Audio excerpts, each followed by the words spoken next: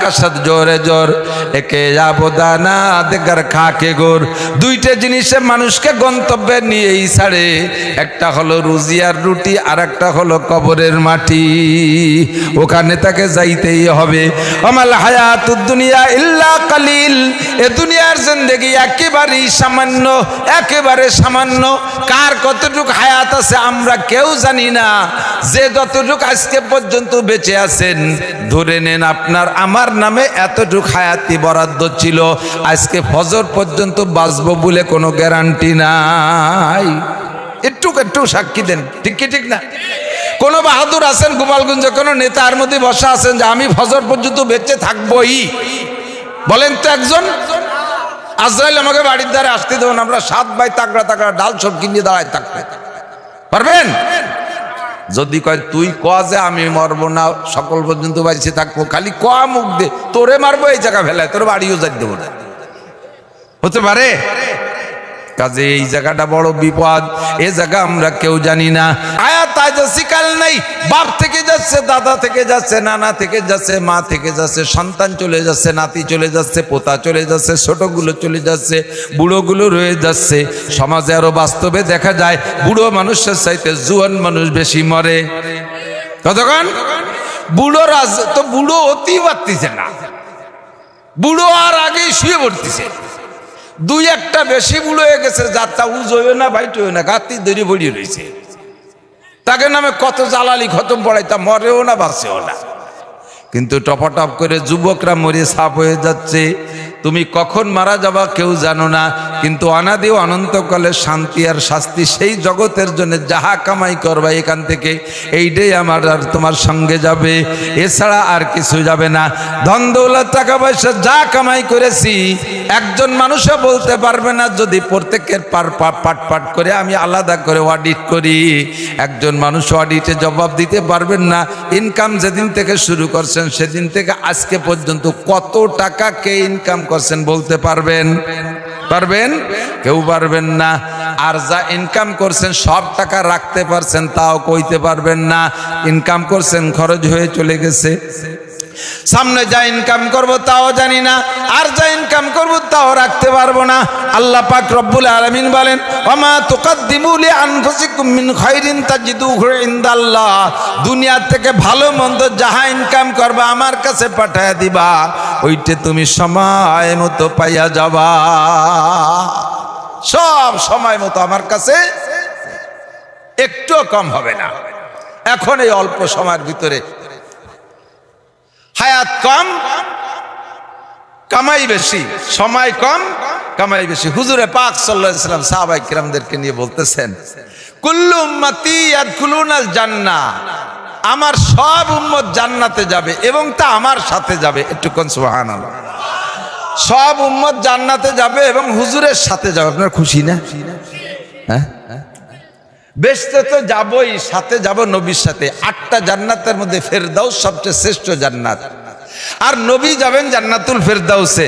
তাহলে নবীর সাথে যারা যাবে তারাও জান্নাতুল ফেরদাউসে। আপনারা ফেরদাউসে নুজুল, কুরআন শরীফের ভিতরে অনেক জায়গা আছে আপনাদের জন্য জান্নাতুল ফেরদাউসের ভিতরে মেহমানদারি হবে। মৌলানা বলছে না, হযরত আইয়ুব আলাইহিস কি বলে, হযরত দাউদ আলাইহিস সালাম সূরা তাহা তেলাওয়াত করে শোনাবে, হুজুর আলাইহিস সালাম ইয়াসিন শোনাবে, আল্লাহ পাক সূরা আর রহমান তেলাওয়াত করে শোনাবে। এই মাহফিলের ভিতরে তেলাওয়াতের পরে সমস্ত জান্নাতীরা আল্লাহর কাছে অনুমতি চাইবে, আল্লাহ তেলাওয়াত শুনলাম তাহলে এখন যাই। আল্লাহ পাক রব্বুল আলামিন বলবেন, আমার মাহফিলে এসে একটু তবারক না খাইয়া খালি মুহি চলে যাবে, এটা কেমন হয়? মাহফিলের শেষে বিভিন্ন জায়গায় তবারক দিচ্ছে তোমাকে দুনিয়ায়, তা আমার জান্নাতি মাহফিলের মধ্যে তবারক না খেয়ে চলে যাবে, এটা কেমন দেখাবে? একটু তবারক হবে তোমাদের জন্য। জি আল্লাহ, তবারক নেব। তো আল্লাহ পাক ওই জায়গা আপনাদেরকে এই কোরআনের মাহফিলে বসে তবারক খাওয়াবেন। এক একজনের সামনে তবারক বিতরণের জন্য আসবে 72 জন করে হুর। এ হুররা খাবার দিয়ে চলে যাবে আলাদা করে গোডাউনের মধ্যে, তা না, যার জন্য যেই 72 জন হুর আসবে ওই 72 জন ওই লোকের বউ হবে, স্ত্রী হবে। সুবহানাল্লাহ, ভাঙ্গাচুরা হয়ে গেছে, কম হয়ে গেছে বলে বলল। না মেলা 72 জন বউ বয়তে আপনি সুবহানাল্লাহ বয়তে যে আমাকে বাড়ির ভাষায় একজন 2 বিয়ে হচ্ছে 2 বোর দাপটে সে লোক বাড়ি থাকতে পারে না 12 মাস কাল চিল্লে তাই। জান্নাতি স্ত্রীদের ভিতরে কোনো গ্যাঞ্জাম হবে না, কোনো মারামারি নাই, দাঙ্গা হাঙ্গামা নাই, সবাই খুশি থাকবে। কাজী 72 জনে ভয় নাই, খালি 72 জন না। এরপরে জান্নাতে যাওয়ার পরে প্রত্যেক মাসে 1000 করে বিয়ে করবে এক একজন জান্নাতি পুরুষ। আল্লাহ, 1000 করে বিয়ে করবে। ও বোর অভাব হবে না, ও জায়গা চাইরে নাও দেন মহরে টা দেয়া লাগবে না, বিয়ের বাজারও করা লাগবে না, বউরে কামাইরে খানু লাগবে না, 1000 করে বিয়ে করবেন। বলি সুবহানাল্লাহ। তো এই 72 জন করে হুন মহিলারা আবার মনে মনে রাগ হচ্ছে যে উনরা 72 জনের পারবে, আমাকে কয়টা তা তো করলো না। এক একজন মহিলা কয়টা স্বামী পাবে তা তো ওটার দরকার আছে না, তা দরকার নাই। দুনিয়ায় যেমন একজন মহিলা একাধিক স্বামী গ্রহণ করা বদনাম, একজন পুরুষের 4টে বিয়ে করলেও 4টে বিয়ে অনুমতি আছে, 4টে তো করতে পারবে না, কি বলেন? একজন পুরুষের 4টে বিয়ে করতে পারবে। কয়টা বিয়ে? 4টে বিয়ে করতে পারবে, 4টে বিয়ে করতে, 4-এর বেশি একসাথে রাখতে পারবে না। তো মহিলারা যত বড় শক্তিশালী তসলিমা নাসরিন হোক আর আন্তর্জাতিক খ্যাতি সম্পন্ন কোন নুস্য মহিলা হোক, শরিয়াতে, ইসলামী শরিয়াতে কি তাকে একাধিক স্বামী গ্রহণ করার অনুমতি আছে? আছে। পুরুষরা যদি 4টে বিয়ে করে জায়েজ আছে, তবে সমাজে একটু কয়ে যায় ফাঁকে ফাঁকে দিক টাকার। সমাজে যদি কোনো পুরুষ একাধিক বিয়ে করে, তার আগের বউটা তো রাগ হয়ই হয়, সাথে প্রতিবেশীরাও ওই পুরুষটারে খুব ঠাট্টা করে, চরিত্র ভালো না, দিয়ে নাই এক বউতি ভরান ভরে না, নুস্য আবার 3টে বিয়ে মারাইছে। এই বাংলায় কয় না, এগুলো কয় না। একাধিক 4টে বিয়ে করিয়া স্ত্রী হিসেবে ব্যবহার করা হারাম না হালাল? একটা একাধিক বিয়ে করলো না, খুব লোকটা ভালো, একটা বউ নিয়ে থাকলো, বিভিন্ন প্রয়োজনের সময় বউরে পালো না যাইয়া আর এক বাড়ি যে ধরা খাইয়ে জুতোর বাড়ি খেলো, এটা ভালো? বিয়ে 2টে করলো না, আকাম করে করে ধরা খাইয়ে জুতোর বাড়ি খায়, এ লোকটা ভালো, এ লোকটা খারাপ না। আর একটা লোক 4টে বিয়ে করে চরিত্র নিয়ে স্ত্রীর ভিতরে থাকলো, সীমাবদ্ধ থাকলো, এই লোকটার চরিত্র ভালো না, এই বলে আমরা তারা ঠাট্টা করি, এই বলে তারা আমরা ব্যঙ্গ করি। এটা দারুণ শরীয়ত বিরোধী কথা যে একাধিক 4টে বিয়ে করছে। যদি আল্লাহ তাআলা তাদের তৌফিক দেয়, সুযোগ দেয়, কেন করবে না? 4টে গুণ থাকলে বিয়ে করতে পারে। 4টে কয়টা? 1 নম্বরে শারীরিক অবস্থা ভালো থাকতে হবে। খেয়াল করেন, শারীরিক অবস্থা মানে মোটা সোটা এরকম ভিডিও বুড়ো না, অনেক মোটাকে কিছুই নাই, কি নাই তা করতে গেলাম, কিন্তু শারীরিক অবস্থা ভালো আছে। 1 নম্বর, কিছুক্ষণ বসে থাকার পরে উঠে দাঁড়াইছে, সোহে গোনো টিবরি মারে, কমে নূর দেখতেছে, সোহে জুনি জ্বলে উনি নূর দেয়। তোমার আড়েরও মগজ হয়ে গেছে, তুমি 2 বিয়ে না, তাড়াতাড়ি তুমি কাজু বাদাম খাও, বাঁচতে চাও যদি। 1 নম্বরে শারীরিক অবস্থা ভালো থাকতে হবে। 2 নম্বরে ইনকাম সোর্স ভালো থাকতে হবে। বউ পালা হাতি পালার চাইতে কঠিন, ইদানিংকালে আরো বিপদ। আমাদের ছোটবেলায় আমার মা বলতো, বাবা বউ পালা হাতি পালার চাইতে কঠিন। আরে এখন তো দেখি মাশাআল্লাহ, স্বামীতে ভ্যান চালায়, বউরে 2800 3000 টাকা দামের 3 পিস কিনে না দিলে উনি পড়তে রাজি না। আর ষোলো প্রসাধন ইত্যাদি তো আছেই আছে, কত কঠিন। আমাকে মা চাষিরা আগে নাড়া কাটিয়ে জাল দিত, মুরব্বীরা কথা কর না, 8 10 আছে আর লক্ষ্মী দিকে আর আমন ধানের নাড়া এনে তুতেন না বাড়ি, তাই কাটিয়ে কাটিয়ে একটু করে তাই দিয়ে জাল দিত না। এমনি কি সে নাড়া কাটাকাটি আছে? আমাদের মা চাষিরা নিজেরা কুড়োল দিয়ে চলা ভাইয়ে রান্না করতো। আর এখন সব অটো হয়ে গেছে, মহিলা সব অলস। রাইস কুকারে ভাত হবে, প্রেসার কুকারে তরকারি হবে, গ্যাসের চুলে রান্না হবে, জাবা খরিদ করে কারবার নাই। উঠোন লেপের ধান শুকানো লাগতো, এখন উঠোনও পাকা হয়ে গেছে। ঘর লেপা লাগতো কাঁচা ঘর, তা হয়ে গেছে পাকা। খেতা সেলাই করা লাগতো, তা 150 টাকা দামের কম্বল, 150 টাকা দামের কম্বল। সিজন আসলে ওরা ল্যাপ সেলাই করা লাগতো, তা পাক গেছে দামি দামি কম্বল, আর সে ল্যাপের দোকানে ল্যাপ কিনে আনা যায়, ঠিক কিনা? খেজুরি বাটি বুনোয় ব্যবহার করা লাগতো, 250-300 টাকা দামালি প্লাস্টিকের বাটি। কি লাগতেছে? কোনো কাজ আছে বিটিকে? ধান সেদ্ধ হয়ে খাইতে কষ্ট হবে, তা ধান বেশি ফেলাইতে চাল কিনে নিয়ে আসে। অটো হয়ে গেছে সব, যার আগায় অজ্ঞ। আমি তো আর আসতেছি না, আজকে সারি দেখতে পারলি।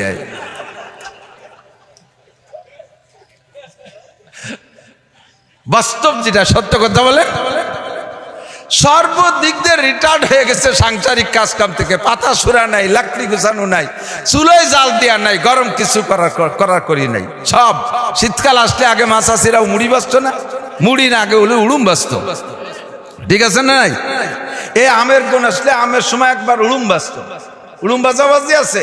এখন সব প্লাস্টিকের মুড়ি কিনে খায়, সব অটো হয়ে গেছে। মহিলাকে কোনো কাম নাই, কাজ নাই, শুধু মোবাইল আর টেলিভিশনের এই একটা কাজ বাকি আছে,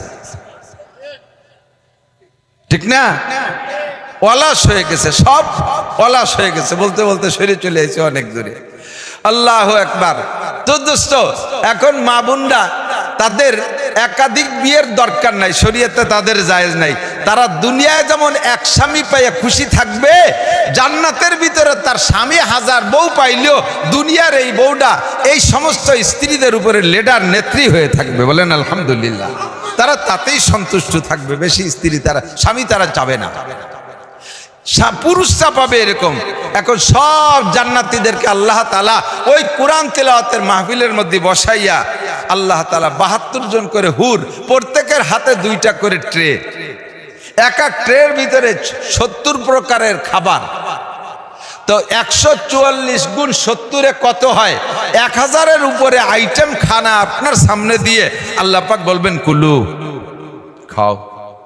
এর ভিতরে পানিও আছে, শরবত আছে, মধু আছে, দুধ আছে, অশ্রবু, আর পান করো। আপনি কিছু না খেয়ে, পান না করে এ সব প্লেট দস্তারখান সামনে অভিমান করে মুখ বন্ধ করে বসে থাকবেন। আল্লাহ পাক জিজ্ঞেস করবেন, ফাহাল বাজাতুম মা ওয়াদা রাব্বুকুম হাক্কা, আমি যা দেব বলে ওয়াদা করেছে আমার মাওলানা নাসি তোমাদের ইসে করপাড়া মাহফিলে বলে আসছিল, এই আমি দেব, সেই সমস্ত আইটেমের খাবার আছে কিনা দেখো। কম আছে যে খাচ্ছ না? সবাই বলবেন আল্লাহ খাবারের আইটেমে কম আছে তা বলছি না, একটা জিনিস কম আছে। আল্লাহ পাক বলবেন কি কম আছে বলো? আমাদের ওখানে হুজুর বলেছিলেন, তুমি নাকি বলেছো হাদিসে কুদসি, ওয়াসসাউমু লি ওয়া আনা আজজি বিহি, রমজানের রোজা রেখেছো বান্দা আমার জন্য, এর প্রতিদিন আমি হাজ্য দেব। আল্লাহ এ সব খাবার তো হুররা দিয়ে গেল, তোমার হাত খান কো, তুমি হাজ্য না খাইলে খাবো না। কন্যা সুবহানাল্লাহ। আল্লাহর হাতে খানা খাওয়ার জন্য সব ব্রেক করে বসে রয়েছে, তোমার হাতে না দিলি খাবো না। আল্লাহকে ভালো কথা মনে করছি, এখনই হবে। এবার ওই খানার ভিতরে জান্নাতি রুটি থাকবে, আর জান্নাতি মাছের কলিজা ভুনা থাকবে। এই জান্নাতি রুটি আর জান্নাতি কলিজা ভুনা দিয়ে জিয়াদাতু কাবিদি মিনাল হুতিল জান্নাহ, জান্নাতি মাছের একটা মাছের কলিজার এক পাশে একটু টিউমারের মতো বেরিয়ে গেছে, ওই টুক কাটিয়ে ভুনা করিয়া আল্লাহ তাআলা জান্নাতি রুটি দিয়ে নেলা বানাইয়া, লুকমা বানাইয়া ওই মজলিসে সব জান্নাতির মুখে একবারে উঠাই দেবে। সবার মুখে আল্লাহর হাত, সবার মুখে আল্লাহর হাত। কয় যে আল্লাহর হাত কি কয়? সবার মুখে আল্লাহর হাত, আল্লাহর এত হাত কয়। আপনি আজকে আকাশে তো চাঁদ ডুবে গেছে নাকি জানি না, আকাশে যখন সূর্য থাকে, আকাশে সূর্য থাকে, সূর্যটা কয়টা? সূর্য কয়টা? আপনি আপনার থেকে তাকাইলে আপনি দেখেন কিনা সূর্যটার পাওয়ার আপনার উপরে পড়ে, তাহলে তো আর একজনের উপরে পড়ে না। হ্যাঁ, একটা সূর্য কয়েকজনের সূর্য দেবে? তো এই একটা সূর্য আল্লাহর সৃষ্টি, সে যদি সমস্ত মানুষের জন্য যার যার তার হয়ে যেতে পারে, আমার আল্লাহ পাক সূর্যের সৃষ্টিকর্তা, আমার আল্লাহর হাত সকলের মুখে এক টাইমে যার যোগ্যতা রাখে কি রাখে না? সবার মুখে জান্নাতি খানা, সবার মুখে জান্নাতি খানা। এই খানা ওই জায়গা খাবেন কারা? গত রমজানে যারা রোজা রাখছেন তারা। বলেন না সুবহানাল্লাহ। রোজা রাখছিলেন তো সবাই? রমজান মাসে যারা রোজা রাখছে তারা ওই ইফতারি খাবে, যারা রোজা রাখে নাই তারা খাবে না। রমজান মাসে আপনাদের এলাকায় মসজিদে কি গণ ইফতারি হয়েছে নাকি? হ্যাঁ, মহল্লা ভিত্তিক গণ ইফতারি হয় না? যারা রোজা রাখে তারা তো খায়, কিছু কিছু আছে বেরোজাদেরও খায়, আছে না? রোজাদাররা অত ভাব নেয় না, তারা তো রোজাই তাদের চেহারা বোঝা যায়। কিন্তু যারা রোজা রাখে না আবার ইফতারি খাওয়ার জন্য করে, ওরা আসরের পরে এমন ভাবে ব্যক্তি ধরে, ওখানে ২-৩ দিন ধরে রোজা। আশাইল গাছ বাগান সহ একটা ভেঙে নিয়ে আসে, এই মেশাক চোখ উড়ই মেশাক। ঘুরোই ঘুরোই মেসাজ করে আর ওই জায়গায় যে গলগুল্লি দেয়, আছে না নাই? 5-6 দিন এইভাবে খাইছে। আর ওর খাওয়ারও যারা রোজা থাকে তারা কিন্তু প্রথম লুকমা মুখে দেওয়ার পরে আর চাহিদা থাকে না, কিন্তু ওরা যারা দিন ভরে খাইছে ওরা ওই সময় জম্মের গেলা গেলে আশের মতো চাবায় না, খালি গেলে আর গেলে। ও খেয়াল করে যে এই 2 প্লেটে বইছে কেরা, 2 জন দুর্বল যে 2 প্লেটে বইছে, ওর মাঝখানের প্লেটে যে বসে জানে যে ওই 2 জন খাই পারবে না, আমারে দিয়ে দেবে। এরকম কিছু আছে না খুঁজলো? 5-7 দিন পরে যখন প্রমাণ হয়েছে যে এই কটা রোজা ছাড়া খাতি আইছে, প্রমাণ হলিপারা তাদের অবস্থা কি হয়? অপমানি শেষ আছে। কথা বলেন, এই তুই রোজা থেকে যে খাতি আসিস, বেয়াদব কোথাকার, সুসব কোথাকার ইত্যাদি করে তার গালি তুই তার ঘেটি গুল্লিতে বেরোয় দিতে। আপনারা যারা ওই ময়দানে বসে আল্লাহর সামনে বসে ইফতারি খাবেন, আল্লাহর হাতের খানা খাবেন, এক শ্রেণীর বেরোজাদারি যারা দুনিয়ায় রোজা ছিল না, তারা ওই জান্নাতি খানার গিরান পাইয়া ওই জায়গা দিয়ে পাইতে পাইতে ঘুরতে যাবে, বারবার নাক টানে সুসোর মতো। রাত্রি ঘরে যদি ভালো খাবারের ইন্তজাম হয় তাহলে সবাই খেয়ে দিয়ে চলে গেছে, মা থালবাটি গুছায়, মহিলা থালবাটি গুছায়, এর ভিতরে ঘরের কি কয় নিচে দিয়ে যদি ফাঁকা থাকে, থিয়েটির নিচে যে ফাঁকা থাকে ওই জায়গা দিয়ে সুসোট হয় না, সুসোট হয়ে থালবাটির মধ্যে ঢুকে খুসখুস করতে দাঁড়িয়ে থাকে। মা মোটে থালবাটি দিয়ে সাফ করতে পারতেছে না, ছোট ছেলের ডাক দিছে, নানটু এখন মুগুর নিয়ে দি, নানটুরে ডেকে এনে দাঁড়া, শেষা বাড়ি দিবি সুসরে। নানটু সুসরে বাড়ি দিতেছে, থাল ভেঙে ফেলে দিতে। তো ওই জায়গা যেমন সুসরে শেষা বাড়ি দেয়, সুসো মারছে, থালও ভাঙছে। এই বেরোজাদেররা ওই জায়গাতে যখন সুসো করে ঘুরে বেড়াবে, আল্লাহ তাআলা ৭০ আলফা মালাকিন ৭০,০০০ ফেরেশতা নামায় দেবে। অফি কুল্লি আইদিহিম শাওতুন, প্রত্যেকের হাতে একটা লাঠি থাকবে। ৭০ জিরান, এই লাঠি লম্বা হবে ৭০ গজ। এই লাঠিটা কোনো বেতের লাঠি আর চাবুক আর বাংলাদেশি বাঁশের লাঠি না, মিনান নার, ডাইরেক্ট আগুনের লাঠি। ডাইরেক্ট আগুনের লাঠিতে ৭০,০০০ ফেরেশতাদেরকে দাঁড় করে দেবে। যে কয় সুসো এই জায়গার নাক টানতে টানতে আসবে, শেষা বাড়ি দিবি। রোজা না থাই আবার এই জায়গার ইফতারি খেতে হয়েছে সুসো। গত রমজানে ফেল করছি, এই পুরস্কারের হাত থেকে বঞ্চিত হয়ে গেছি। যারা রোজা রাখেন নাই, আল্লাহে যদি আগামী রমজানের আগে মারা যান তাহলে আপনার কিন্তু এই সুসো মারা শেষা খাতি হবে। এখন থেকে দোয়া করেন, আল্লাহ বিগত যে ভুল হয়েছে আমি ওই দিন তোমার হাতের ইফতারি খাবো, বলেন আমিন। রাজি আছেন তো? ইফতারি খাওয়াবে কে? আল্লাহ হাতে খাওয়াবে, আল্লাহর হাতের ইফতারি খাবেন, মজাই আলাদা। এক তো জান্নাতি ইফতারি, 2 নম্বরে আল্লাহর হাতের ইফতারি। এই ইফতারি আপনি খাবেন, এইটা লোভ যদি থাকে এখন প্রতিজ্ঞা করেন, আল্লাহ তুমি কমপক্ষে আগামী রমজানটা আমাকে নসিব করো। রোজা রাখার বয়তে আমিন করলো না, দেখছেন? আগামী রমজানে রোজা রাখবেন তো নিয়ত। আল্লাহ তুমি আমাদের তৌফিক দান করো, আল্লাহ হায়াত বাড়াইয়া দাও, রমজান পর্যন্ত হায়াত দাও। আল্লাহ তুমি আগামী রমজানে রোজা রাখার তৌফিক দাও, জান্নাতের ওই মাঠে বসে তোমার হাতের ইফতারি খাওয়া নসিব করো, বলেন আমিন। আল্লাহ পাক রব্বুল আলামিন সেখানে আপনাদেরকে মেহমানদারি করবেন। চলে গেছে রমজান মাস, চলে গেছে রমজান মাস, ইনকামের মাস চলে গেছে। এখন অল্প একটু হায়াতের ভিতরে এই যে জান্নাতে খানাটা খাবেন, এই জান্নাতের নাম ফেরদাউস। জান্নাতের নাম কি?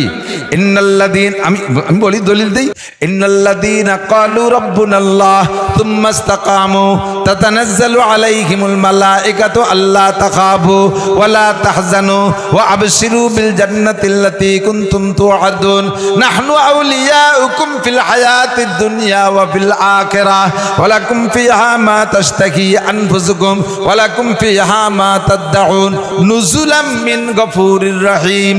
এই দিন মেহমানদারি হবে, নুজুল মানে মেহমানদারি, আল্লাহর পক্ষ থেকে মেহমানদারি হবে। কোন জায়গায়? ইয়ারিসুনাল ফেরদাউস, আপনারা হবে জান্নাতুল ফেরদাউসের ওয়ারিস। জান্নাতুল ফেরদাউসের মধ্যে আপনার মেহমানদারি হবে। নবী পাক বলেন, কুল্লু উম্মতি ইয়াদখুলুনাল জান্নাহ, আমার সব উম্মত জান্নাতুল ফেরদাউসে আমার সাথে যাবে, আমার সাথে জান্নাতুল ফেরদাউসে যাবে, জান্নাতুল ফেরদাউসের ওয়ারিস হবে। শুধুমাত্র ইল্লা মান আবা, যারা আমার সাথে জান্নাতে যাবে ঘোষণা তো শুনলে এক শ্রেণীর উম্মত তারা জান্নাতে যাবে না, তাদের নাম হবে আবা। খেয়াল করি, খেয়াল। আমার সাথে সব উম্মত জান্নাতে যাবা, শুধু জাহান্নামে যাবা তারা যাদের নাম হবে আবা। কি নাম? কিলা আমার আবা ইয়া রাসূলুল্লাহ। সাহাবায়ে কিরাম বললেন, ওগো নবী, আমার নাম আবু বকর, হাজা ওমর, হাজা ওসমান, হাজা আলী, হাজা বিলাল, হাজা সোহাইব, হাজা আম্মার। এ তো সব সাহাবার আলাদা আলাদা নাম আছে, আমাদের উপস্থিতি কাহারও নাম আবা না। আবা নামের উম্মত দুনিয়ায় কি কেউ আছে? হুজুর বলেন হাজার হাজার লক্ষ লক্ষ আবা নামের উম্মত হবে। ওমান আবা ইয়া রাসূলুল্লাহ। হুজুর আবা নামের কাদের নাম আবা হবে? হুজুর বলেন মান আতা আনি, আমার দিক, মান আতা আনি, যারা আমার মাথা থেকে পায়ের তালু পর্যন্ত ব্যক্তি জীবনের বডিটাকে আমি রসুলের বডির মতো তৈরি করবে। আমার বডির সাথে তার বডির মিল, আমার চুলের সাথে চুলের মিল, আমার দাড়ির সাথে দাড়ির মিল, আমার মোষের সাথে মোষের মিল, আমার পাগড়ির সাথে পাগড়ির মিল, আমার টুপির সাথে টুপির মিল, আমার পোশাকের সাথে তার পোশাকের মিল। এইভাবে বডিটাকে এক নম্বরে সাজাইবে, বডির ভিতরে ইসলাম তৈরি করবে। দুই নম্বরে আমার পরিবারের মতো পরিবার বানাবে। আমার বউ বাচ্চা, কখনো আমার মেয়েরা যায় না মার্কেট করতে, তোমার বউ বাচ্চা গোপালগঞ্জ মার্কেট করতে যাইতে পারবে না। আমার বউ বাচ্চা বেপর্দা করে না, তোমার বউ বাচ্চা যাই বেপর্দা করতে পারবে না। আমার মক্কায় কাফেরদের বড় বড় অনুষ্ঠান হয়, একটা অনুষ্ঠানে আমার বউ বাচ্চারা যায় না। তোমার পরিবারও হিন্দুদের কোনো অনুষ্ঠানে যাবে না, দুর্গা পূজায় যাবে না, লক্ষ্মী পূজায় যাবে না, সরস্বতী পূজায় যাবে না, কালী পূজায় যাবে না, ওড়াকান্দি যাবে না, হিন্দুদের কোনো মেলায় যাবে না, দুনিয়ার কোনো নোংরা আড্ডায় যাবে না। আমার পরিবার নামাজি, তোমার পরিবার নামাজি হতে হবে, এমন করে পরিবারটা আমার সাথে মিল করাইতে হবে। দুই নম্বরে আমার অর্থনীতির সাথে তোমার অর্থনীতির মিল হবে। তিন নম্বর, আমি সুদ খাই না, তুমি খাবা না, আমি ঘুষ খাই না, তুমি খাবা না, আমি চুরি করি না, তুমি করবা না, আমি ডাকাতি করি না, তুমিও করবা না, আমি গাঁজা বেচা টাকা খাই না, এবা বেচা টাকা খাই না, আমি হিরোইন বেচা টাকা খাই না, আমি আলঠেলা জমির ফসল খাই না, আমি পরের জমি জাল দলিল করি না, আমি টন মেরে খাই না, আমি মন মেরে খাই না, আমি রাস্তার কন্ট্রাক্টরি মাল মারিয়ে দিয়ে ওই রাস্তাকে দুর্বল বানাইয়া ওখান থেকে আমি হারাম কামাই করে খাই না। আমার অর্থনীতি যেমন স্বচ্ছ, তোমার অর্থনীতি যদি তেমন স্বচ্ছ হয়, তাহলে তুমি হবা আমার সাথে জান্নাতুল ফেরদাউসের বাসিন্দা।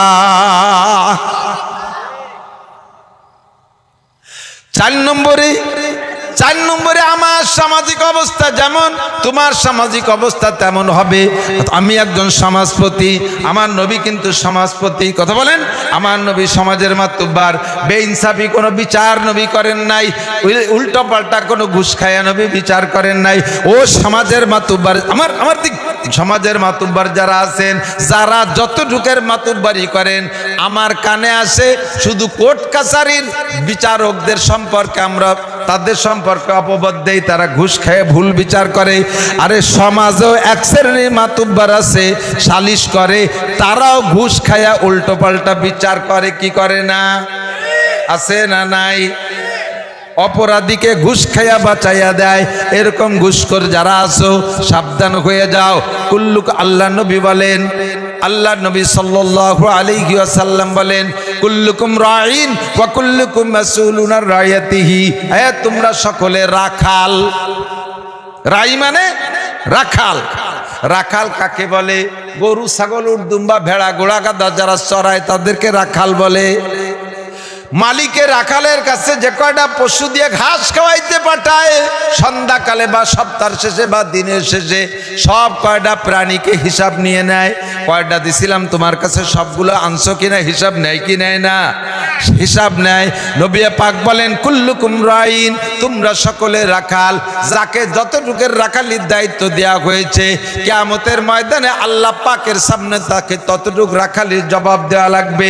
তোমার ফ্যামিলির সদস্য 7 জন, 7 জনের হিসাব দিয়ে যাও। তুমি মেম্বার, তুমি ওয়ার্ডের দায়িত্ব নেছো, নিজেকে নিজে যোগ্য মনে কইরা নিজে প্রার্থী সাজে তুমি দায়িত্ব নেছো।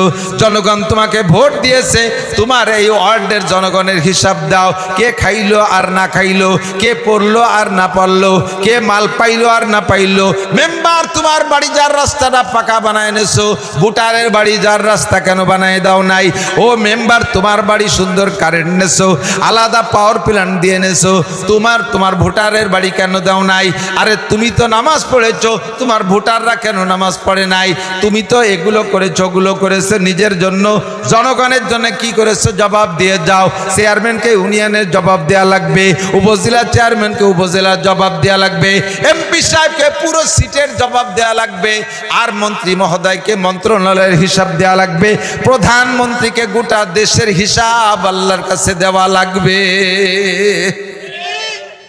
আমার বাবারা, ছেলে কি করে মেয়ে কি করে খবর রাখেন না। রাস্তা দিয়ে ঈদের সময় দেখছি গতকালকে গেছি ঢাকায় মাহফিলে, পদ্মার সরের উপর দিয়ে আরে কপাল কি পরিমাণ যে বুজুর্গারে দিন আল্লাহ বিল্লে করতেছে বসে বসে, দুইজন জায়গায় বসে বসে এক করে কবুতরের বাচ্চা যেমন খাওয়ায় না ওই এরকম কবুতরের আদার খাওয়ানোর মতো খাওয়াচ্ছে বসে বসে। আমি মনে হচ্ছে ওরা সুরো ভাতে মস্ক করতেছে। এই যে অর্ধ উলাঙ্গিনী আদা ল্যাংটি মহিলাগুলো, এরা কি আসমান থেকে ডাইরেক্ট প্যাকেটে নাজিল হয়েছে নাকি দুনিয়ার কোন আব্বার মেয়ে? কতক্ষণ দুনিয়ার কোন আব্বার মেয়ে? ও আব্বা তুমি মসজিদে বসে জিকির করো, মা তুমি ঘরে বোরকা পরে বসে আছো, তোমার অর্ধ উলাঙ্গিনী মেয়েটা রাস্তায়।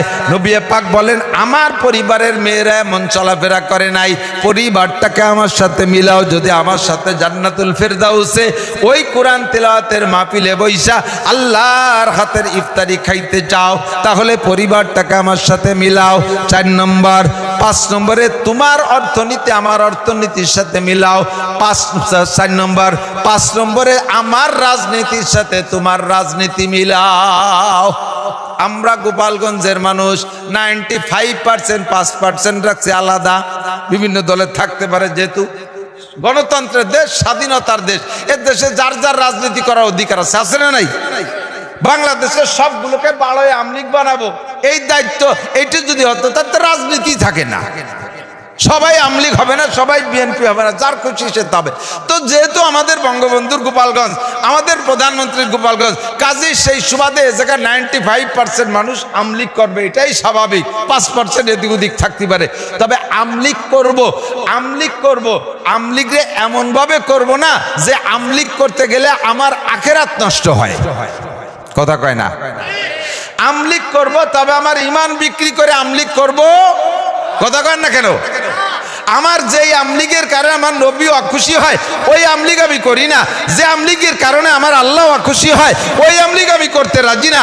আমলিগ অতক্ষণ করব যতক্ষণ পর্যন্ত আমার আমলিগ করাকে আমার নবী সমর্থন করে, অতক্ষণ করব। আস্তে কলো, বেঈমান হয়ে যাইতে রাজি আছেন নাকি?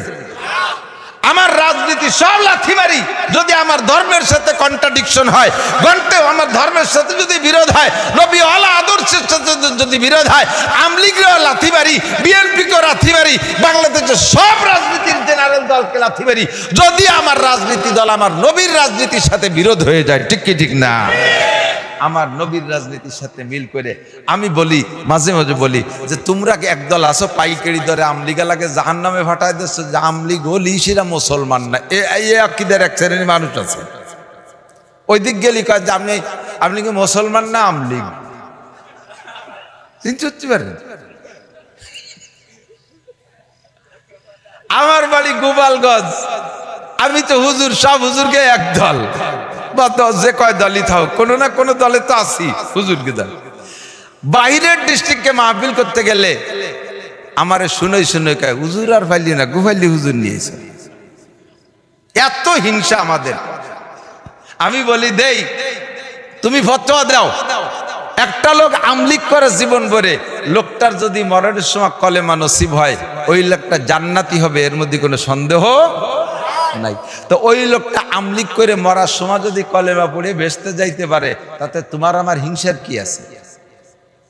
তুমি ফতোয়া দিয়ে তারা কাফের বানায় দিচ্ছ কেন?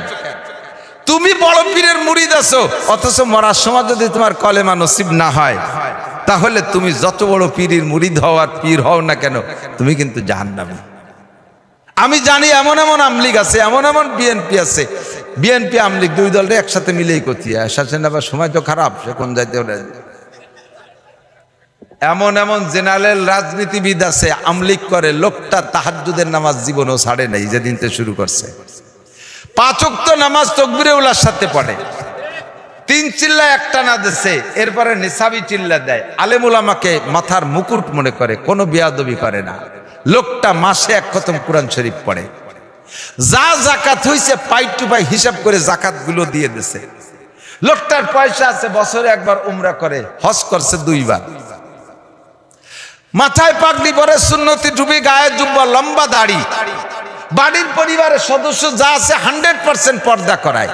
লোকটা বঙ্গবন্ধুকে ভালোবাসে, আমলিক পছন্দ হয়, শেখ হাসিনাকে ভালোবাসে, আমলিক করে। আর তুমি এই লোকটারে বলবা আমলিক করলে কাফের, আমলিক বেচতে যাবে না, তোমারে এই কন্ট্রাক্টরই কিনা দিছে। লোকটা আমলিক করে করে, কিন্তু তার নবীর আদর্শের কোনো জায়গা কম নাই। কথা বলেন, নবীর আদর্শের কম নাই। নবী পাক বললেন রাজনীতি করবা তাও আমার আদর্শের সাথে মিল করে। 6টা জায়গা মিল হতে হবে। কয় জায়গা? 6 জায়গা নবীর সাথে মিল হবে। ব্যক্তি জীবন, পারিবারিক জীবন, অর্থনৈতিক জীবন, সামাজিক জীবন, রাজনৈতিক জীবন, আন্তর্জাতিক জীবন। আন্তর্জাতিক যারা আছে তারা আন্তর্জাতিকের সাথে মিল করবে। এই 6 জীবনে যে মিল করতে পারবা আমার সাথে জান্নাতে যাবা। আর এই 6 জায়গার এক জায়গা গড় মিল বাঁধবে তো ওইটার নাম হবে আবা। ওইটার নাম কি? নাম যাই হোক না কেন সেইটার নাম হবে আবা। আব্দুর রহমানের নাম আবা হবে, আব্দুর রহিমের নামও আবা হয়ে যাবে, আব্দুল খালেকের নামও আবা হয়ে যেতে পারে।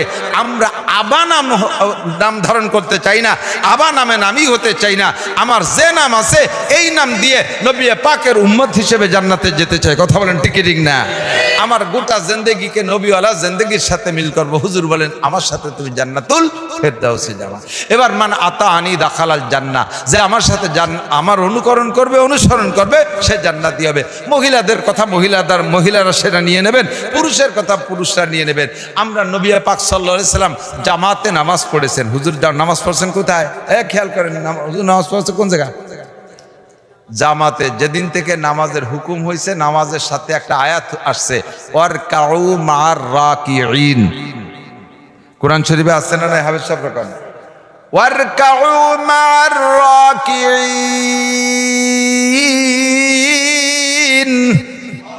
রুকুকারীদের সাথে রুকু করো। হুকুম কার? তাহলে রুকুকারীদের সাথে রুকু করতে গেলে নামাজটা জামাতে পড়া লাগে না? এই জন্য জামাতে নামাজ পড়া ওয়াজিব, সুন্নাত না। আমরা পুরুষ যারা আছি জামাতে নামাজ পড়বো, লাভ কি? এই জায়গাটুকু একটু খেয়াল করেন। এখানে যারা বসা আছেন আমি চেহারা দেখে টের পাই, বলি থাকি মাঝে মাঝে, যে যার ব্যবসা সে তার মাল দেখলি চেনে, ঠিক না? আর তার নজরও তার সে মালের দিকে। মুসির দোকানের সামনে দিয়ে আইটে যাবেন, ও জীবনে আপনার মুহির দিক তাকাবে না, ফাত দিক তাকাবে যে স্যান্ডেল ছেঁড়া আছে নাকি, ঠিক না? ডাক্তারের দোকানের সামনে দিয়ে যাবেন, ডাক্তার আপনার পাত দিক তাকাবেন, আপনার মুহির দিক তাকাবেন। ডাক্তারের মানুষের চেহারা দেখলি টের পায় সুস্থ না রুগী, ঠিক না? যে যার ব্যবসা করে সে তার মাল দেখলি চেনে। আমরা এই ওয়াজের ব্যবসা করি, হুজুর মানুষ, আপনাদের চেহারা দেখলি টের পাই। কারে জিজ্ঞেস করলে সূরা ফাতিহা শুদ্ধ করে পড়তে পারবেন না আমি জানি, কাকে জিজ্ঞেস করলে দোয়া কুনুত শুদ্ধ করে পড়তে পারবেন, এর মধ্যে চেহারা দেখলে টের পাই। মাদ্রাসায় পড়ে যারা কোরআন শরীফ শুদ্ধ করে পড়া না শিখছেন, স্কুল কলেজ ইউনিভার্সিটিতে পড়েছেন, গ্রাম্য মক্তবের থেকে কোরআন শরীফ কোনো মতে ডাক্তার পড়া শিখছেন, আল্লাহর কসম এর 99% পাবলিক নারী আর পুরুষের কোরআন শরীফ পড়া অশুদ্ধ। আর নামাজ ভাঙ্গার কারণ 19টে। কয়টা? এর ভিতরে 1 নম্বরে রাখছে নামাজ ভাঙ্গার কারণ, মাত্র যে কারণে নামাজ ভেঙে যায় তা হলো কিরাত অশুদ্ধ পড়া। কিরাত অশুদ্ধ কিরাত পড়লে নামাজ হয় না। একটু বুঝতে হবে, প্রাণ খুলে একটু কান খাড়া করে শুনতে হবে এবং গুরুত্বের সাথে শুনতে হবে। খেয়াল করেন, নামাজ ভেঙে যাওয়ার মানে নামাজ হলো না। কি মানে? একটা লোক নামাজ টোটালি যদি না পড়ে, ঈশার নামাজ না পড়ে, তাহলে তারও যে শাস্তি, আপনি নামাজ পড়ছেন ভুল কিরাত দিয়ে, তারও সেই শাস্তি। 40 বছর নামাজ পড়ছেন ভুল কিরাত দিয়ে, একটা লোক 40 বছর নামাজ না দোজখে যাবে এবং যে পরিমাণ সাজা খাটবে, আপনি 40 বছর নামাজ পড়ার পরও সেই দোজখেই যাবেন। এবং একই পরিমাণ জাহান্নামে খাটবেন। তো আর এই বুড়ো কালে শুদ্ধ হওয়ার সময় নেই, ও বড়িও লাভ নাই, ঘুমোই থাকেন ঘুমোই থাকেন। আমি আপনার অত নিয়ারা হতে পারবো না। না কাকা আর ছাড়িয়ে দিয়েন না, যা পারেন ভরেন, পক্ষতি পারবো না। ওই যদি বলি তাহলে আমার ভাষার চামড়া থাকবে না। আল্লাহ কয় তোমার এই দায়িত্ব নীতি কইছে কে? তাহলে এই তোমার কথা শুনে যেগুলো অলসতা করে কোরআন শরীফ শুদ্ধ করলো না, অশুদ্ধ ক্রিয়াত দিয়ে নামাজ পড়ছে, সবগুলো ভুলের গুণা তোর গাড়ে উঠছে। আমি ছাড় দিতে পারবো না। আল্লাহর কসম, খেয়াল করতে হবে, আল্লাহর কসম, যারা অশুদ্ধ ক্রিয়াতে নামাজ পড়েন, খোদার কসম তাদের নামাজ হচ্ছে না, হচ্ছে না, হচ্ছে না, হচ্ছে না। তসবিহ ধরে 1 কোটি বার বলবো হচ্ছে না। নামাজ না পড়লে আপনি না পড়তে পারেন, আমার কিচ্ছু আসে যায় না। এখন এই কথার পর যদি আপনি ছেড়ে দিতে চান দিতে পারেন, কিন্তু এই কথার পর ছেড়ে দিলে তো আপনি বেঈমান হয়ে গেলেন। আপনাকে এই কথার পর দায়িত্ব নেওয়া দরকার কি? তাহলে মরণের আগে শুদ্ধ করে কোরআন শরীফ পড়া শিখবই। প্রতিজ্ঞাটা এভাবে করেন, প্রতিজ্ঞাটা এদিক নিয়ে আসুন, ওদিক নেন কেন? না যা ভরি তা যদি না হয় তো হুজুর ভরি বেড়ে গেল পড়বানি, আমরা হুজুররা দোলাই, তুমি দেখাইও। আপনাকে যদি বাঁচতে হয় তাহলে শুদ্ধ করে কিরাত পড়তে হবে। আমার কাছে ছোট্ট একটা অপশন আছে, সেইটা বলবো।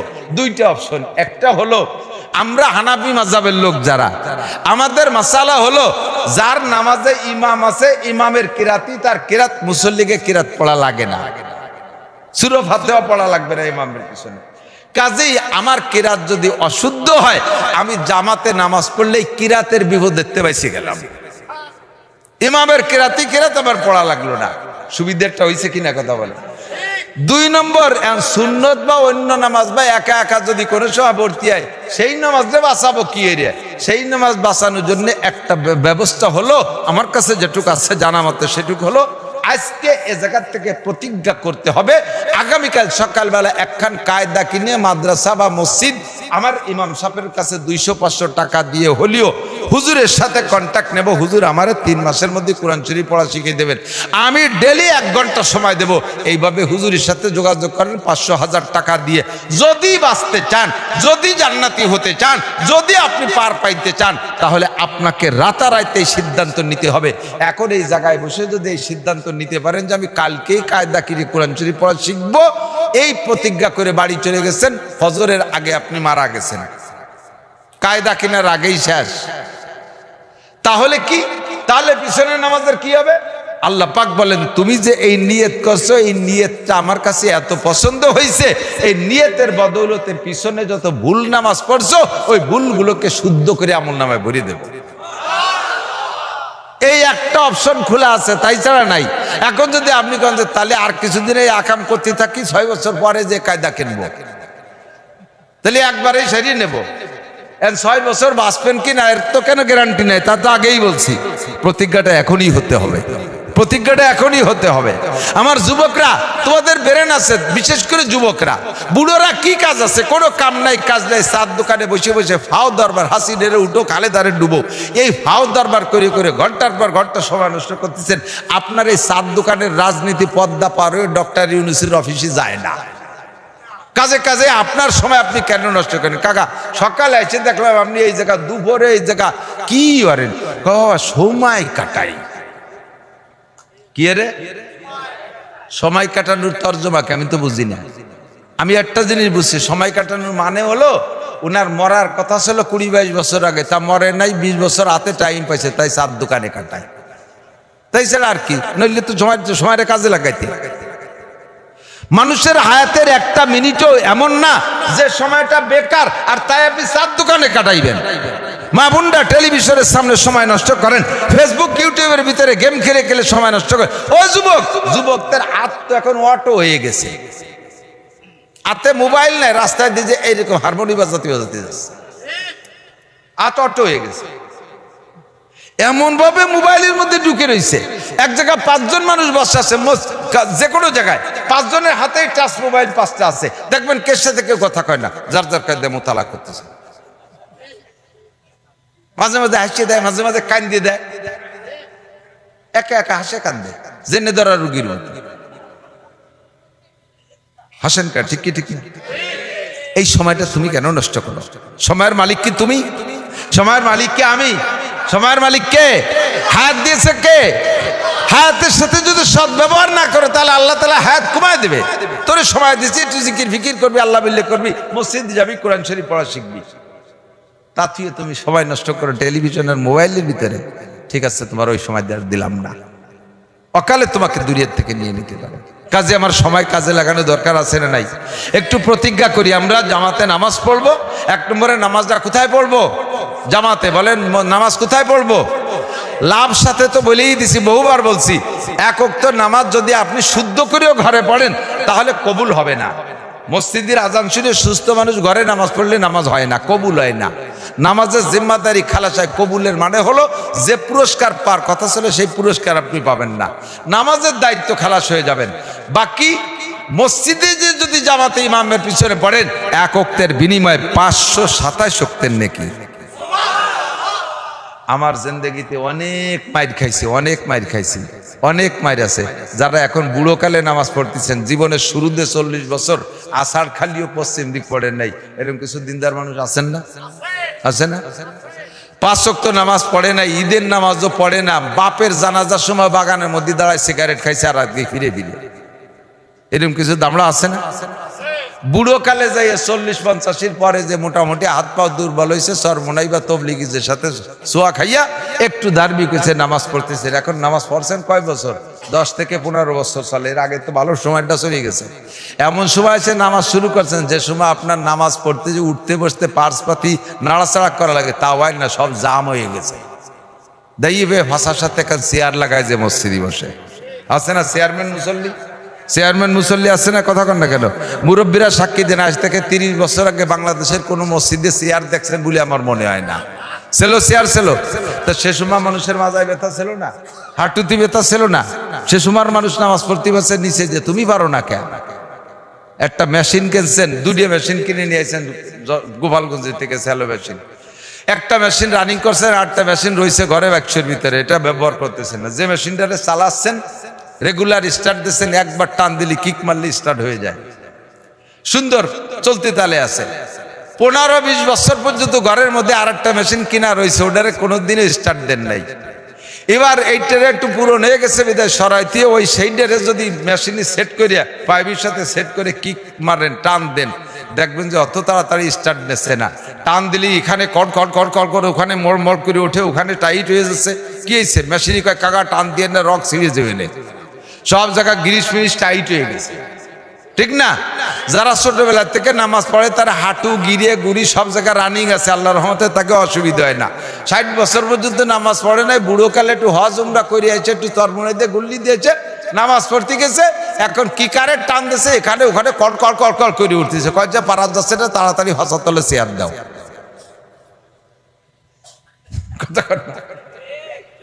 তুমি চেয়ারম্যান হয়েছো বিনি ভোটে, ভোট ছাড়া চেয়ারম্যান হয়ে গেছে।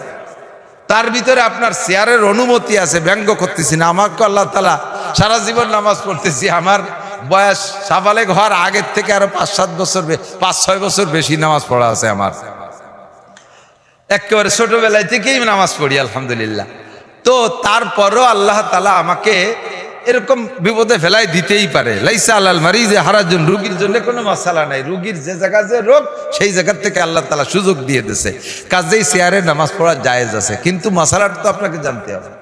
যে লোকটা হাঁটতে পারে, এটি বেড়াচ্ছে দুনিয়া বেড়ে, টোটোরি বেড়াচ্ছে, আবার কুজো হয়, হাতের মোবাইল পড়ে গেছে, কুজো হয়ে মোবাইলে উঠলো, তাহলে কুজো হতে পারে। সেই লোক যাইয়া শুরু থেকেই চেয়ার পেতে বসে ফেঁকা ধরে বসে দিয়েছে। কি কাকা কয় সেজদার দিতে পারেন? সেজদার দিতে পারেন না, সেজদার সময় চেয়ার ব্যবহার করেন। রুকু তো দিতে পারেন, দাঁড়াতেও পারেন। এই যে কত সময় দাঁড়ায় দাঁড়ায় মেসির খেলা দেখলেন টেলিভিশনের সামনে, তাতে তো বোঝা দাঁড়াতে পারেন, তাই সেই চেয়ারে বসেন কেন? পরে বসতে হবে, নেতা আগেতে বসে দিলাম।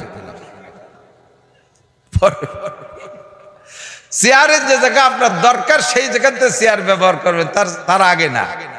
যদি আপনি দাঁড়াতে পারেন, চেয়ারটা পাশার কাছে থাকবে, আপনি দাঁড়াবেন, কিরাত শেষ হয়ে যাবে, রুকু দিতে পারেন। রুকু দেওয়ার প্রমাণ বললাম না, মোবাইল পড়ে গেছে, হাতে টা পড়ে গেছে, কুজো হয়ে খটলেন, সে টাকা কুড়োতে পারেন, তা আপনি রুকু দিতে পারেন না। রুকুও দিতে হবে, সামি আল্লাহ করে দাঁড়াবেন, সিজদায় যাইতে পারেন না, নিচের ঠুক আপনার কষ্ট, হাঁটু টাটু ফেটে যায়, সেই সময় পাশার কাছে চেয়ার থাকবে, সেই সময় বসবেন, সিজদাটা আপনি চোখের ইশারায় দেবেন।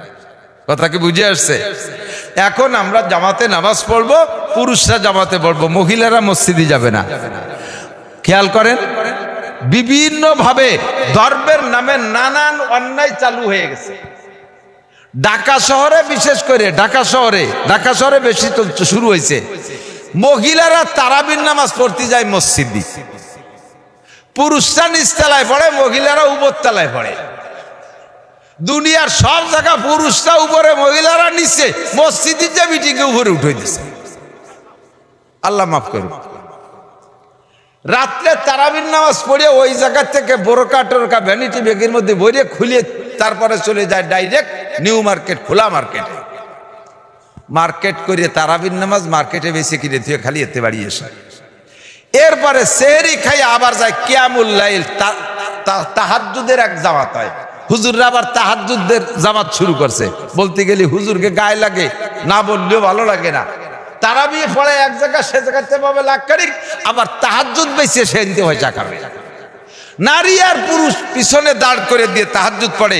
বিটিরা এ বাসার থেকে ও বাসার থেকে লং পথ জার্নি হেঁটে যাইয়া, পায়ে হেঁটে যাইয়া 10-20 বিল্ডিং ওই পাশে যাইয়া এক জায়গায় তাহাজ্জুদের নামাজ হচ্ছে, সেই জায়গায় শেষ রাত্রি তাহাজ্জুদে যায়। রাস্তায় যদি দো পাইয়ে গাঁজা খা শিয়েলে হাইজাক করে নিয়ে যায়, তোমার তাহাজ্জুদ যাবে রে কোন জায়গায় দিয়ে? মহিলারা সারা বছর জামাতে ফরজ নামাজ পড়লো না। খেয়াল করেন, সারা বছর জামাতে ফরজ নামাজ মসজিদে গেল না পড়তি, মহল্লায় কোনো জায়গা ফরজ নামাজ জামাতে পড়ার জন্য ইমাম বানায় নিল না। অথচ গ্রাম গায়ে শুরু হয়ে গেছে মহিলারা তারাবির নামাজ পড়ে, একজন হাফেজ ঠিক করে জামাতে হয়েছে কি হয় নাই? ফরজ নামাজ যেখানে জামাতে পড়তে তোমার নিষেধ করা হয়েছে, জামাত করার হুকুম দেওয়া হয় নাই। তোমার তারাবির নামাজ, নফল নামাজ যা নিয়ে টানাটানি, 8 রেখাত না 12 রেখাত না 20 রেখাত না 32 রেখাত, এই আজও সমাধান করতে পারলাম না। সেই তারাবির নামাজ তোমার জামাতে পড়তে হবে, খতম তারাবি ইমাম ঠিক করে। এই কুজরমি শয়তানি কিরা শিয়েছে। আমি মাওলানা নাসির, গোপালগঞ্জের মাওলানা, সবাই আমার চেনে, সারা বাংলাদেশ আমি ঘুরি। আমার বউ তারাবির নামাজ পড়ে না, রুহুল আমিন সাহেবের বউ তারাবির নামাজ পড়ে না তা বলছি না, তারাবির নামাজ পড়ে, যার তার পড়ে, এই জামাতে যায় না। আর এক দল বার হয়েছে তবলিগের নামে, বউ নিয়ে তবলিগ করে, তার নাম বানাইছে মাস্তুরাতের দল। হাটাজারি মোহতাম সাহেব সারা বাংলাদেশের সবচেয়ে বড় মাদ্রাসার হুজুর, তার হাটাজারি মোহতাম সাহেব বউ নিয়ে তবলিগে যায় নাই, সাইকুল হাদিস সাহেব তো বউ নিয়ে তবলিগে যায় নাই, রুহুল আমিন সাহেব বউ নিয়ে তবলিগে যায় নাই, আমি মাওলানা নাসির বউ নিয়ে তবলিগে গেলাম না। একদল 3 দিনই তবলিগ ঘুরিয়ে আইছে, 3 সিলে দিয়ে আইছি, এরপরে বউ নিয়ে পিকনিক করার জন্য সকসেটে। এই যে দেশ ইসলামের নামে নানান প্রকারের আবিষ্কার শুরু হয়েছে, এই সমস্ত আবিষ্কার বাদ দিতে হবে। মহিলারা নামাজ পড়বে ঘরে, জোরে বলেন কোথায়? এক জায়গা তালিম করে সেই জায়গা বসে লাস্টে যাইয়া সালাতুত তাসবির একটা জামাত করে, মহিলা একজন ইমাম আর পিছনে সব মহিলারা দাঁড়াইয়া। আর মহিলারা মুনাজাত করতে গেলে ওকে অল্পের মধ্যে দিল নরম তো 2-4 কথা কলি কান্দি দেয়। হ্যাঁ, কথা বেটারা কান্দে, খালি কান্দে, আর মহিলারা কান্দে গীত গায়ের কান্দে, ঠিক না? দেখবেন মহিলারা কান্দে গেলে বিনে এতে এত কথা পায় কোন জায়গা আল্লাহ যায়। 19 সালে গেছিলাম হজে, আব্দুল্লাহ মিয়ার মানে সহযোগিতায় সরকারি প্যাকেজে গেছি। তো হজ মিশনে বসে রয়েছি নিচতলায়, আমরা কয়েকজন, ওনার সাথে কয়েকজন মন্ত্রী আছে, সচিব সাহেব আছে, কয়েকজন আছে, আমরা বসা। এর মধ্যে বাঙালি এক মহিলা, কালা এক বিটি, এই যাইয়ে যে কান্দা শুরু হচ্ছে, ওইরকম বিনে কান্দিছে। আমার মিয়া দেওয়া দিয়ে যে বাংলায় কান্দিছে, ওটা মনে হয় বাঙালি। আর যে কি কাকি, তোমার কাগার আয় গেছে বাবা রে ভাই, কাগার আয় গেছে, বাংলায় বিনে কান্দা শুরু হচ্ছে। আর উনি তো জানে না যে কাকারে তালাশ করার ব্যবস্থা আছে, চিন্তা হচ্ছে কাকারে দিয়ে আমি বাড়ি যাবো কি রে। সাহেব বললেন যে কাকি বসেন, 1 ঘন্টার মধ্যে কাকারে পাবেন। বিভিন্ন জায়গা লাগাই দেওয়া হয়েছে দায়িত্বশীল যারা, ঘন্টা খানিকের মধ্যে কাকারে পেয়ে গেছে। মহিলার বেটারা কান্দে মুনাজাত, চোখের পানি আনতে 2 ঘন্টা পর্যন্ত ভানানো লাগে। ঠিক না? পততা কয়, পানি মোটে আসে না। শেষে স্যাবের টু নিয়ে কোনায় মাহাই দিচ্ছে যে এই সুবাদে একটু আসে। আর বিটিরা হাত তোলার সাথে সাথে ব্যাগটায় কান্দে দাঁড়িয়ে যে বিনয় বিনয় কয়। এই মুনাজাত করতে করতে এমন ভাবে জাফর ছেড়ে কান্দার মুনাজাত শুরু হচ্ছে, রাস্তার ভ্যান চালায় এরা দাঁড়ায় মুনাজাতে শরীক হয়ে গেছে।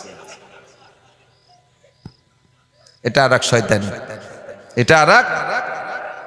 মহিলার তিলাওয়াতের আওয়াজ যদি বাইরের পুরুষে শোনে, তার তিলাওয়াতে তো নেকি হবেই না।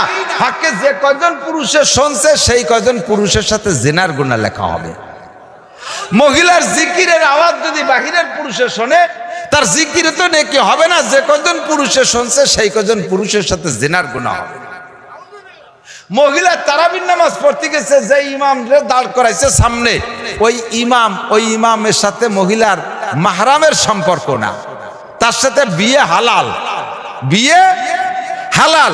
এইরকম ইমাম যদি হয়, আর ইমামের যদি কণ্ঠ ভালো হয়, আর ইমামও বিটিকে নামাজ পড়ছে, সে খালি ভাবতে কিরাত পড়ে, যাতে বিটিরা পাগল হয়ে যায়। তারা বিশেষ অতি অতি এক বিটি তার সাথে বারোই চলে গেছে। এই শয়তানি বাদ দাও। আরে মিয়া বানাই বলি না, বাস্তব দুই চারটে আমার কানে না আসলে আমি বলি না। যেই মহিলাকে এক কথা মনে রাখেন, ফরজ নামাজ তাদেরকে জামাতে পড়ার হুকুম দেওয়া হলো না, কেন তুমি তারাবির নামাজ আর সালাতুত তাসবিহ জামাতে পড়িয়ে এইভাবে বিনয় বিনয় মুনাজাত করতে যাওয়া? কোনো দরকার নাই। সালাতুত তাসবিহ সারা জীবনে যদি একবার না পড়ে, খোদার কসম কিয়ামতে জবাব দেওয়া লাগবে না। পড়লে মোটা নেকি আছে সেটা ভিন্ন কথা, কিন্তু না পড়লে কোনো গুনাহ হবে না। সেই নামাজ জামাতে পড়তে হবে, আর তার জন্য মহিলা ইমামতি করবে, এটা সম্পূর্ণ হারাম। তালিম করতেছো, বয়ান করতেছো, সাউন্ড বক্স দিয়ে বাইরের পুরুষে শোনে, কবিরা গুনাহ, জিনার গুনাহ লেখা হবে। সাবধান। শরীয়তের যে বিধান আছে সেগুলো মেনে চলবো সঠিকভাবে। পুরুষরা জামাতে নামাজ পড়বো, মহিলারা ঘরে পড়বে। এখন মহিলাদেরও কিরাত গলত পড়লে কিন্তু নামাজ বাতিল, কিরাত ভুল পড়লে নামাজ বাতিল। এখন এই মহিলারা কিরাত শুদ্ধ করবে কোন জায়গা থেকে? আগের মক্তবে যে পড়তো না, গ্রাম্য মক্তবে, ও জায়গা বসে কোনোদিনও কোরআন শরীফ শুদ্ধ হয় না, কোনোদিন। আমি তো মক্তবের ড্রাইভারি করিয়ে আইছি। আমি এক মসজিদে ইমামতি হতাম, মহিলা একজন এসে আমার মুসল্লি একজন কাছে, ভাই ইমাম সাহেব, আমার মেয়েটা এই অমুক চাষির কাছে থেকে 3 খতম দিয়েছে, তা কেমন পড়লো তুমি একটু শোনো, যদি ভালো হয় তো ভালো, না হলে ভাড়া তুমি পড়াও। কদিন টানবো নিছে, পড়তে কিরম পড়ে? আরে পড়া পড়লো, 3 খতম দিয়েছে, যা কোরআন শরীফের ভিতরে নাই, বাইরেতে পড়তেছে। এই কোরআন শরীফ দিয়ে নামাজ পড়লে নামাজ হয় না। কাজেই মেয়েদের শুদ্ধ করতে হবে। শুদ্ধ করার বিকল্প কোনো ব্যবস্থা নাই। ইদানিং এলাকায় এলাকায় মহিলা মাদ্রাসা হচ্ছে, এ জায়গা দিয়ে মেয়েদেরকে বাঁচান, মেয়েদেরকে বাঁচান। আপনারা পুরুষরা বাইরে থেকে শিখে যে তাদেরকে শিখান। সময় কম কামাই বেশি, সময় কম কামাই বেশি। অল্প সময়ের ভিতরে বেশি ইনকামের ব্যবস্থা আল্লাহ পাক রেখেছেন আমাদের জন্য। এই রমজান মাস চলে গেছে, অল্প সময়ের ভিতরে মোটা ইনকাম। এখানে বসে যে কটা মাসালা শুনছি, এক একটা মাসালার বিনিময়ে 60 বছর নফল নামাজ ও নফল রোজার সওয়াব আল্লাহ তাআলা আমাদেরকে দান করেছেন। সামনে শুদ্ধ করে কিরাত পড়ার কি বলা হয়, কোরআন শরীফ শুদ্ধ করে পড়ার প্রতিজ্ঞা কি করা যেতে পারে? একটু মনের থেকে একটু হাত জাগানতে, যে আমি পড়া শিখবই না, গতানুগতি করছে।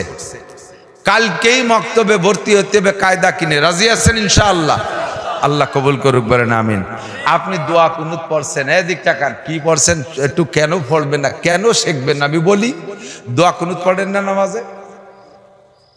ওয়ানাশকুরুকা বলেন, ওয়ালা নাকফুরুকা।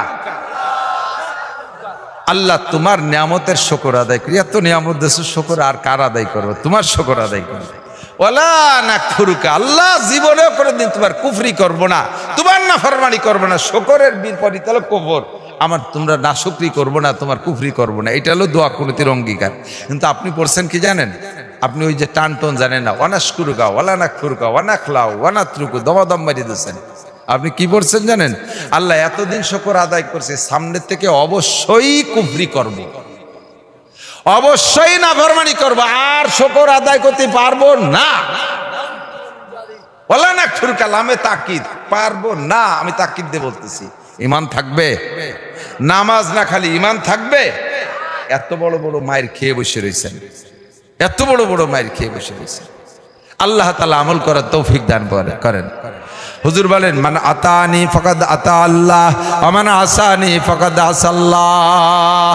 যে আমার অনুসরণ করে সে আল্লাহর অনুসরণ করলো, যে আমার অনুকরণ করে সে আল্লাহর অনুসরণ করলো, যে আমার সাথে নাফরমানি করে সে আল্লাহর সাথে নাফরমানি করলো। কারণ আল্লাহ পাক নবী পাককে আমাদের সবাইকে বলে দিয়েছেন, মা তাকুমুর রাসূলু ফাখুযুহু ওয়া মা নাহাকুম আনহু ফান্তাহু। আমার রাসূল তোমাদের যাকে যেটা করতে বলে, যেটা যেভাবে করতে বলে সেইটা সেইভাবে করো, আর যেটা যেভাবে ছাড়তে বলে সেইটাকে সেভাবে ছেড়ে দাও। ও আমার যুবক প্রাণ প্রিয় বন্ধুরা, আমার দিক তাকাও, যুবকরা আমার দিক তাকাও। তুমি যে মাথায় এক গোছা চুল রাখছো, হিসাব কি কোনোদিন করেছো নবী পাক এইভাবে রাখছে কিনা, আবু বকর এমন চুল রাখছে কিনা? তোমার চুলের কাটিং মেসি কাটিং, তোমার দাড়ির কাটিং নেইমার কাটিং, তোমার মাথার অবস্থা কি হয়ে দাঁড়াইছে? বিদেশিদের কাটিং এ তুমি চুল রাখো, অথচ তুমি দাবি করো উম্মতে মুহাম্মাদি। তুমি যে কোয়ালিটিতে চুল রাখছো, নিজেকে নিজে খুব স্মার্ট ম্যান মনে করতেছো। চুল কাটছে আলা সেলুনের ভিতরে তো মডেল দেয়া আছে, এই মডেলে কাটো, এই মডেলে কাটো। যে মডেলে চুল কাটছো, নিজেকে নিজে খুব স্মার্ট মনে করতেছো, নিজেকে নিজে খুব খুব গর্বিত মনে করতেছো। তুমি রাস্তায় হাঁটে দেখছো, সামনের বার বেটারা না করলেও রুচিশীল দিনদার ইমানদাররা কয় যে বাদামি কাটতা, কয় না এ বাদামি কাটতা, ও করে কয় কোন তোর চুল কাটা। আগে ছোটবেলা জানতাম, চোর ধরা পড়লি চোর রে কেসি দিয়ে দিকে দিকে আইলিও যাইলে 3-4 পর চুল কেটে দিত, ঠিক না? আর এদানিং 150, 200, 300 টাকায় দিয়ে চোর সাজিয়ে আসে। এবারে 3 পস, এবারে 3 পস, গুটি খানিক টাকা সেলুনি দিয়ে চোর সাজিয়ে আসে। তুই চুরি হচ্ছিস আমরা জানতাম না, তাই তুই নিজেই সেই চোর চোর প্রমাণ হলি, ঠিক কিনা? এই সব অন্যায় থেকে ফিরে আসতে হলে আমাকে উপযুক্ত একটা সময় জায়গা মতো দিতে হবে, উপযুক্ত একটা সময় জায়গা মতো দিতে হবে। সেই উপযুক্ত সময়টা কোথায় দেবেন? দিন শেখানোর জন্য। দিন শেখানোর জন্য সাধারণ পাবলিকের 2টা জায়গা আছে। একটা হলো আহলে হক, হক্কানি কামেল পীর। আবার হক্কানি কামেল পীর আপনারা চেনেন না, আমাদের ফাঁকে ফাঁকে বন্ডদের কাছে চলে যায়। আর একটা কষ্ট লাগে, আপনারা পীর চিনার জন্য মনে একজন হক্কানি আলেমের অনুসরণ করে, স্থানীয় যারা আলেম তাদের কাছে জিজ্ঞেস করবে, হুজুর আমি তো একটু বায়াত হতে চাই, কোনো পীরের কাছে কোন হুজুরির কাছে যাব? হুজুর যাকে বলে দেয় তার কাছে যাবেন। আমাদের বাড়ির কাছে গহরডাঙ্গা হযরত মাওলানা রুহুল আমিন সাহেব হুজুর, উনি কামেল পীর, হুজুরির কাছে বায়াত হওয়া যায়। আমাদের এপাশে আছে নগরকান্দা মুফতি আব্দুল গফফার সাহেব, আমাদের খুলনা থেকে আসে মুফতি নুরুল আমিন সাহেব, এন্ডা কামেল পীর। খুলনা দারুল মাদ্রাসা আছে মোস্তাক সাহেব, শিব্বির সাহেব, সারা বাংলাদেশের সব জায়গা পরিচিত চরবনের পীর সাহেব, এন্ডা আহলে হক উলামায়ে কেরাম, আহলে হক পীর। তাদের কাছে বাকি যেই পীরের কাছে গেলে মাসিক হলেও কমপক্ষে একবার আপনাকে শরীয়তের মাসাইলে প্রশিক্ষণ দেয়, ওই পীরের কাছে আপনি যাবেন। যেই পীরের কাছে নারী পুরুষের অবাধ বিচরণ আছে, পর্দা পুশিদার কোনো বালাই নাই, খালি লাফালাফি ফালাফালি আর খাওয়া খাই আছে, খুদার কসম ওইটা পীরের আড্ডা না, ওইটা শয়তানের আড্ডা। কিসের আড্ডা? শয়তানের আড্ডা। ও জায়গা যাবেন না, ও জায়গা কখনো যাবেন না। আর সারা দুনিয়াব্যাপী আন্তর্জাতিক মোবাইল মাদ্রাসা, ব্রাহ্মমান মাদ্রাসা, দাওয়াত ও তাবলীগের মেহনত। আমাদের আপনাদের এই অঞ্চলের কৃতি সন্তান, আমাদের গোপালগঞ্জের তবলিগ জামাতের শীর্ষ মুরব্বী হযরত মাওলানা মহিবুল হক সাহেব, ভবানীপুর মাদ্রাসার মুহাদ্দিস শাইখুল হাদিস হুজুর আলো তবলিগের জিম্মাদার। হুজুরের সাথে যোগাযোগ রাখবেন, এলাকার আলেমদের সাথে সময় যোগাযোগ রেখে প্রত্যেকে একটু সময় তবলিগে দেন এবং আহলে আলেমদের সাথে দেবেন। কয় পাবলিক গেছে এটি খেয়াল করেন, কয় পাবলিক। যে জামাতে গেছে একজন আলেম নাই, সব পাবলিক মূর্খ। আপনিও আর এক মূর্খ গেছেন সেই সাথে। তা মূর্খের সাথে মূর্খ ঘুরে কি শিয়া যাবে? কিছু শিয়া যাবে? আজকে ইশার পরে বসে গত 3 ওয়াক্তে কি খালাম, খাওয়াটা কেমন হলো এরির দরবার, আগামীকাল কি খাওয়া যাবে তারই প্ল্যান প্রোগ্রাম। চিল্লে বইরে খাওয়া দাওয়ার ফ্ল্যাগ প্রোগ্রাম, খাইয়ে দেয় পিকনিক করে লাস্টে ঘটি কম্বল গুছাইনি বাড়ি চলে আসে। এছাড়া আর কিচ্ছু না। আলেমের সাথে গেলে, আমি তবলিগে নিয়েছি যে জামাত 12 জন যুবকরে কোরআন শরীফ পড়া শিখে 8 পারা সবক পড়ায় বাড়ি আছে। আল্লাহর রহমতে বুড়ো যে কয়জন ছিল তাদেরকে মোটামুটি জের জবর জজম তাস দিয়ে শিখে ফেলাইছিলাম। আর এক চিল্লে থাকতে বলি তাদেরকেও কোরআন শরীফ পড়া শিখে আনতে পারতাম। এই জরুরি মাসালাগুলো, নামাজ ভাঙ্গার কারণ, অজু ভাঙ্গার কারণ, নামাজের ফরজ, অজুর ফরজ, গোসলের ফরজ সব শিখেইয়া বাড়ি আনছি আল্লাহর রহমতে। এই জন্য আলেমরা যখন তবলিগি যায় তখন তবলিগি যাবো, রাজি আছি তো ইনশাআল্লাহ। আর তার আগ পর্যন্ত কায়দা কিনে মহল্লার মসজিদের হুজুরের সাথে যোগাযোগ করেন, তার আগ পর্যন্ত সর্বক্ষণ জামাতে নামাজ পড়ার চেষ্টা করেন। আল্লাহ তাআলা আমাদের আমল করার তৌফিক দান করুক, সবাই বলি আমিন।